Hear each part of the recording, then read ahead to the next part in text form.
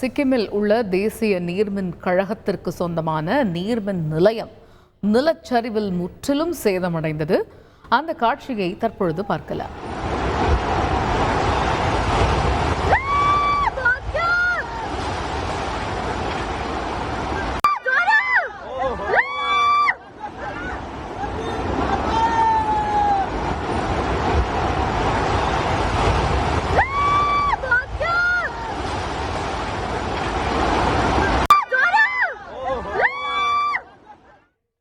இது பற்றிய விவரங்களை எமது செய்தியாளர் ராஜாவிடம் கேட்போம். ராஜா வணக்கம். சில தினங்களுக்கு முன்னரே ஊழியர்கள் வெளியேற்றப்பட்டு விட்டதால் உயிர் சேதம் தவிர்க்கப்பட்டாலுமே கூட தற்பொழுது அங்கு நிலவக்கூடிய சூழல் என்ன?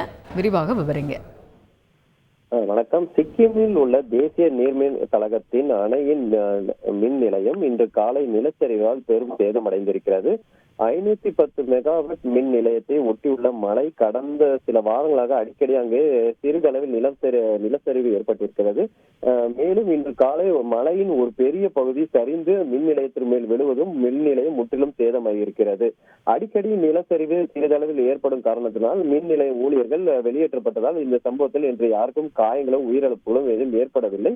மின் நிலையத்தில் அருகில் பணிபுரியவர்கள் இந்த பதிவு செய்த வீடியோக்கள் மழையின் ஒரு பெரிய பகுதி சரிந்து விழுவதும் சில நிமிடங்களில் மின் நிலையத்தில் அது நாசம் போவதும் மக்கள் அலையடித்து அதை காணும் வீடியோக்கள் தான் தற்போது வெளியாகி இருக்கிறது. கடந்த வருடம் கூட 2023ஆம் ஆண்டில் இந்த அணையில் ஒரு பகுதி மேக வெடிப்பு காரணமாக சேதமடைந்ததாகவும் கூறப்படுகிறது.